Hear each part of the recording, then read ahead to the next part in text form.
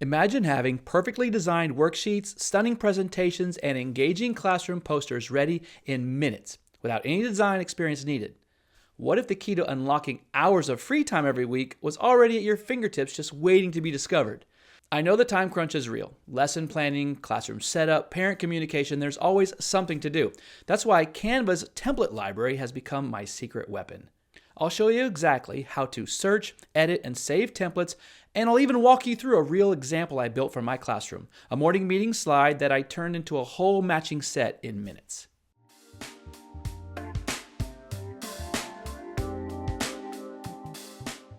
Let's start with the search.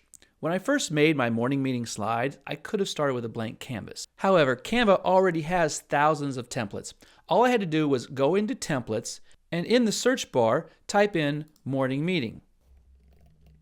If you have an idea of a style, a color palette that you'd like to use, click filters and you can narrow down your search by selecting presentation, a particular format, the style you like to use, if there's a particular theme, if you'd like to identify a grade level, your subject, topic, all the way down to if you have a color palette you would like to choose. And a quick note, if you're a teacher, you should definitely be using Canva Pro. It's 100% free for educators and it unlocks everything, all the premium templates, images, and all the tools.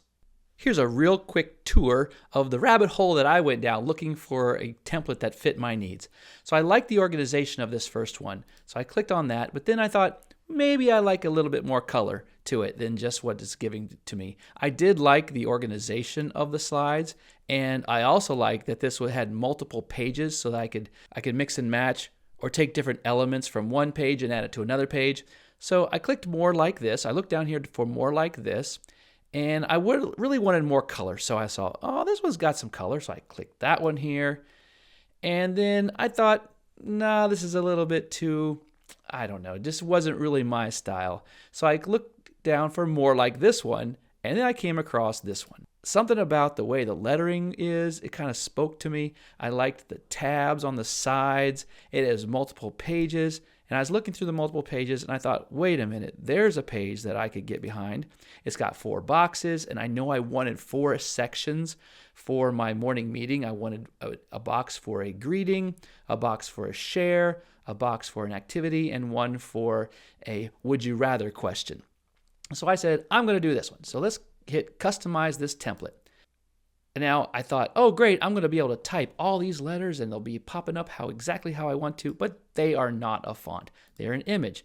So the next thing I did was I copied all the different letters to spell out morning meeting because I could find different letters on different pages.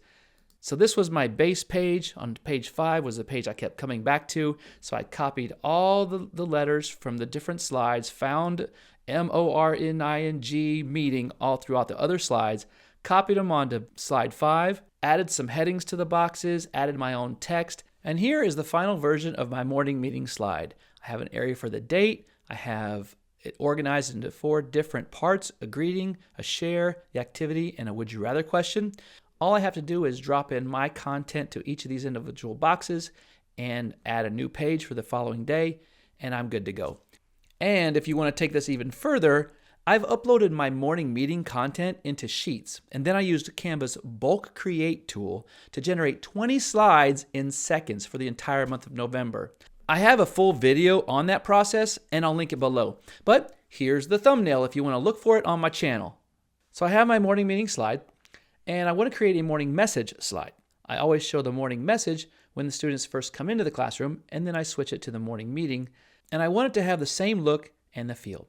But first, I want to duplicate this slide. You hover over this box, and the 3 dots, you want to click that, and select Duplicate Page. And now I've got an exact copy of the morning meeting slide. So the next thing I want to do, and this is the fun part, is I have morning meeting, but it needs to say morning message. So I'm going to delete some of the letters that I don't need. I don't need the T, I don't need the I, and I don't need the N.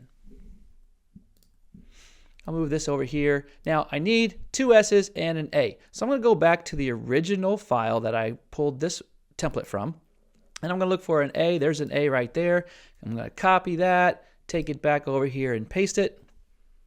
And then I'll go back and look for a couple of unique S's. There's an S right there. I don't know if that's the one I like, but I'm going to go ahead and copy it now. and paste that in there, like a different color. So I'm going to kind of go through these pages, see if there's a couple other S's. There's one. Before I say I'm good, I want to look and see if there's another S that I like a little bit better. Those two are the same ones.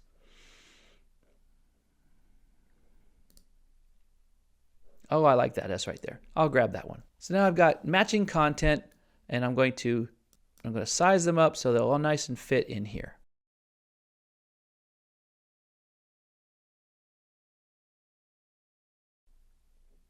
So now I have it saying morning message. So next I'll use the text tool to change these headers. Now I'm only going to have two boxes. I'm going to have one box for our daily message and one box for daily procedures. Those are what change each day. So I'm going to go ahead and delete the other boxes that I don't need. And on top of this one, I'm going to type in daily message. And on top of this one, I'm going to put procedures. You can double click in any of these text boxes in order to edit the text that's already in them. You can also add a new text box by hovering over the T and clicking add a text box, and it'll add a brand new one. But I have enough there already, and it also has the same font, so I'm just going to keep what I've got. So I don't need this header inside this box, but I do want to have the text box for the daily message. Now let's add some space for our daily message, move some things around. This background box, I want it to take up more area. So I'll grab the little handle on the bottom of it and slide it down as far as I can go. Now I see that the date is here. I have that on the morning meeting slide. I don't need that here. So let's go ahead and select this box and slide them up. You'll notice the pink lines that kind of pop up right there. That's that horizontal line. That's just saying that it is lined up. It helps me line it up with the box next to it. So both boxes are now centered. So grab that, let go, and then let's drag that down again. And this box should probably be there, and widen it out a little bit. All the text in this box is centered, but for the daily message, I want to have it on the far left. It feels more like a letter. Now, if you'll notice, the box isn't that big right now, but as I add my daily messages, the box will continue to get larger as necessary. So for morning procedures, daily procedures, I'm going to do the exact same thing. I'm going to move this up. Now, as I'm moving it up, I want you to pay attention to those pink lines that pop up right there. That means that the top of both of those boxes are both lined up. So I let go. I know that the two of those are lined up equally.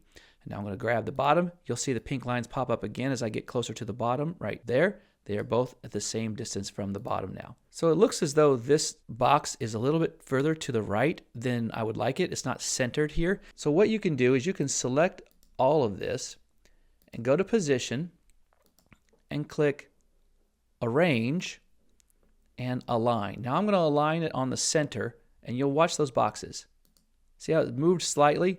That means now they are all aligned in the middle of each other. Center is now grayed out, so you know that all of these boxes that were selected are aligned down the middle. Now I don't need this box, and I'm actually going to delete all of those, and so that I know that I am exactly the same height, I'm going to hold down Option, drag it to the right while I'm holding Shift. So if you hold down Option on a Mac and drag it, it's going to make a copy of it. I don't have to hit copy and paste. I just hit Option. Now you can't see me holding down Option, but I'm holding down Option, and I'll click on the box and drag it. It'll just drag and make a copy of it. So if I hold down Shift, it'll drag it in line, whether it's on the X-axis or the Y-axis. So don't need that one. Now for this box, I'm going to want a list. So I'm going to click this button right here. This is your list button, and it's going to create a list. Now it automatically puts a bullet point, so every time you hit return, a new bullet point will appear. And so this will be the box where I put things like unpack, sharpen pencils, get your materials ready, use the restroom if needed, work on page 16 of your cursive book, things like that. That'll change each day depending on what I want them to do in the morning. Of course, there will be the same ones that stay there: unpack, sharpen your pencils. Normal morning routine procedures will, of course, stay there. Now, if I have some space left over, maybe I want a visual icon here that will make it fun for the kids. So I'm going to go over to Elements, click on it so it stays open, and I'm going to search for pencil illustration. And it's got this guy. I could search, but I'm going to stick with this guy right here. So I'm going to hold it and drag it over onto the design. Let it go. Now you see it's pretty big. So I'm just going to grab the corner and drag it to the size that I want it to be. And there we go. And you can do that with any other graphic you choose. I'll leave it right there. I got this guy hanging off on the edge. I'll put him back in the middle for now. Now, if you want to make this text box wider, if you want it to go closer to the edge, just grab this right side handle and you can drag it over to the side, and that can allow you to make your text bigger. Same thing here. If you have a little bit more of a message that you'd like to present, you can drag that handle over too as well. All right, so the last thing I want to show you is I don't always have the same length in my morning messages. So if I've got a lot of space, I can change the size of the font to fit the box. So let's just say that's all I want to say. So I can just go ahead and incrementally make it larger so it'll fit the box by clicking the plus. You can also, of course, select the numbers for the size of the font and click in here. That's a little too large, so I'm going to incrementally go down until it fits nicely in that box, as you can see, just like that. If I want to keep these boxes together, let's say I want to move something around, you can click the text box and the background box, and you can click group. Now once you hit group, you don't have to worry about them moving around anymore. However, once you do hit group, it brings it to the front. As you can see, the header is now in the back. So I can either click the header and click position, and I'm going to move it forward. And now it's moved it into the very front. I also see that some of these graphics are now in the back. Let's click these graphics again, hit position, and hit them to the front, and now they are in front of the other boxes. Now in the beginning, I had some different colored boxes. I'm not crazy about just having orange and blue. I like the pink one that I had earlier. So if you click on this background box and you click on your color picker, you can select any of the colors that come along with this theme. So if I wanted this one in the back instead, and let's say I wanted this box to have the red in it or the green in it, as long as it's in this theme, it'll be here in the document colors. Now if you want a different color, you can scroll down and you can click any of the other colors that Canva offers. In just a few clicks, I've taken my one morning meeting slide and matched it to a morning message slide. And because I started from a template, most of the design work was already done for me. I just had to move some things around to match my style and then drop in my content. Once I'm happy with the design, I need to make sure that I rename it clearly. So in this case, I'm going to name it Morning Meeting / Message. Now here's something I highly recommend. If you're going to be using Canva regularly, go back into your home page and click on Projects. Here we're going to set up a folder. So click on Folders. Here we're going to add a new folder. So add new. And it's going to be click on Folder. Let's give it a title. Call this Morning Meetings. So now we have a new folder here called Morning Meetings. My plan is to create a slide presentation for each month. So inside this folder will be a month for November, December, and so on and so on. So go back to your design and click on File. File in the top left. You'll see a move. So you click on Move, and you will see where you can move it to. So I'm going to click Morning Meetings. Move it, and that file is now in my Morning Meetings. If I go back home to my projects, hit refresh, under folders, you'll see I now have one item in Morning Meetings. So don't just think short term. Folders are a lifesaver for long-term organization. Imagine pulling up your designs from this year when you're prepping for next year. You're going to thank yourself later. And when it comes to exporting, Canva makes it easy to download in different formats. For slides like this, I usually just present directly from Canva. But if I were going to make a newsletter or a poster, I come over here to Share, and under Share, you'll click Download.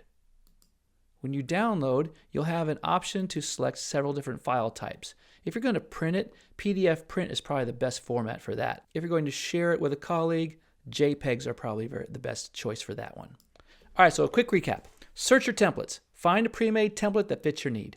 Edit it. So customize it with your text, colors, and your graphics. Then finally, save it. Organize it into folders and duplicate it for your next time. And that's it. With Canva templates, you get more time, less stress, and classroom materials that look like you hired a professional designer. My challenge to you, pick one template type this week, a newsletter, a poster, or a classroom slide.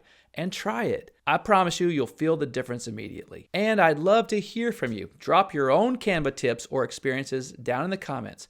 What's worked well for you? What templates do you find yourself using the most? If this video was helpful, go ahead and hit that like button. Subscribe for more teacher tech tips and check out my other Canva tutorials. I'll see you next time.